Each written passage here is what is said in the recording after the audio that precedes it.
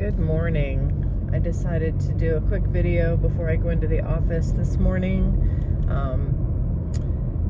Something that was on my mind. First thing I wanted to say is I know that in a last video I talked about getting into a study about Paul. I just wanted to say that I'm still planning to do that, but it kind of became a project. There's a lot more to digging into Paul than I thought. Apparently I'm not the only one who feels that he needs a little investigation, but and one thing that I want to make sure that I get across is I'm not accusing Paul of not being honest or authentic. I just wanted to do some research on it, but man, there's a lot to it. It's really going down a rabbit hole that I didn't realize I would be going down. So I'm still going to do that, but I'm kind of putting it on the back burner just a little bit right now because it's going to take a lot of research and a lot of work before I open my mouth and speak on it. So that being said, today I just wanted to talk real briefly about homelessness in this country and about the problems that we have with our economy. And I wanted to share that today, a couple things happened today. First I got up and I was in a group that I belong to, in an online group, and somebody had commented about the economy and how, it's the government's fault, and this is the government's fault, that's the government's fault. And I basically just said, we can blame the government, we can blame one president, we can find somebody to blame, or we can look into ourselves and see what we can do differently or do better. So I wanted to share that a little bit. There was a homeless lady standing out in the street this morning. She's out there every single day, and I talked to her a couple times, but I'm going to be going out there and speaking with her a bit.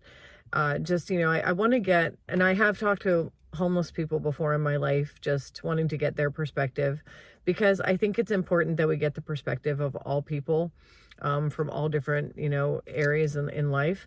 And, the ones who have ended up homeless have a lot to say. They have a lot to share, and they have a lot to offer. So I'm going to be talking to her. I don't know if I'll be able to get it on a video, but I'm planning to talk to her. What I really wanted to share this morning, though, it has to do with, people blaming the government for the economy. I work for a company that provides American-made products, and I looked into, our addiction to China, the fact that we are really addicted to products from China and from that are made in other places. Those products, when people in America like cheap products, and there was a time when we were able to afford our roof over our head and our food, but we wanted more. Walmart came along in the 90s when my son was little. I remember when the first Walmart opened, and I was like, what's a Walmart?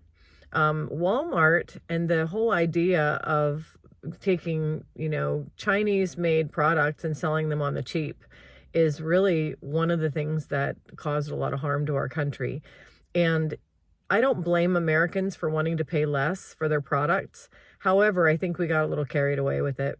I think that if you make $50,000 or $60,000 a year, you have a decent house, you have food on the table, you're able to raise your kids, and you want to pay, $20 for an item instead of $32 for that same item, or $35, we're not willing to pay American prices.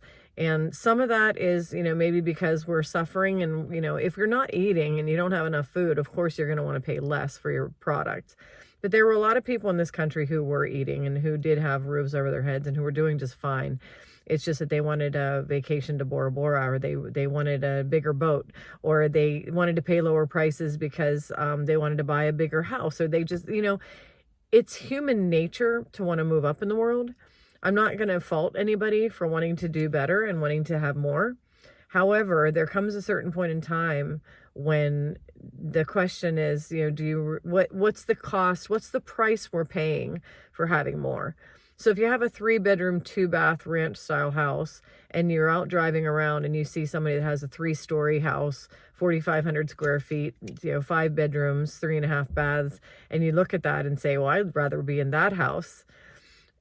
That's fine. Get a higher paying job or do whatever you need to do to get into the house. It's good. It's good to want more. It's good to move up. But when the cost is sacrificing American product, when the way to get to that bigger house becomes, oh, well, I just want to pay, You know, I'll pay $10 for a pack of socks instead of, you know, the $25 that I was paying or whatever. And it's because you're buying from China and you're buying, you know, products that are made on the cheap.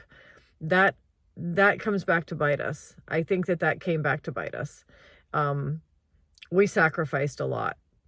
And I remember when Walmart came in, I remember saying, what's going to happen to the mom and pop stores? Are we going to not have downtowns anymore? And sure enough, the people who were Americans who were making a living, selling their products, on making an honest living, and then the factory workers. We pay our American factory workers. We used to have unions, and we used to pay American factory workers. In China, they might get 80 cents an hour, and their children making the products. So naturally, their products are going to be a lot cheaper. But Americans are willing to buy those cheaper products so they can have more. And, you know, I do believe that a lot of our issues in the economy happened at that turning point. I worked at Boeing at the time, and our jobs went overseas. I remember Clinton was president, and he sent a lot of Boeing jobs to Mexico, and I lost my job. 60,000 layoffs. 60,000 Americans lost their jobs in one day when I walked out the door from Boeing. Now, was I able to retrain and get another job? I was. And see, that's another thing that I think Americans need to understand, that we are resilient. When things happen that cause us harm, we need to learn to change. It doesn't necessarily mean we have to sit in our houses and cry. It doesn't mean we have to sit and be angry and blame everybody.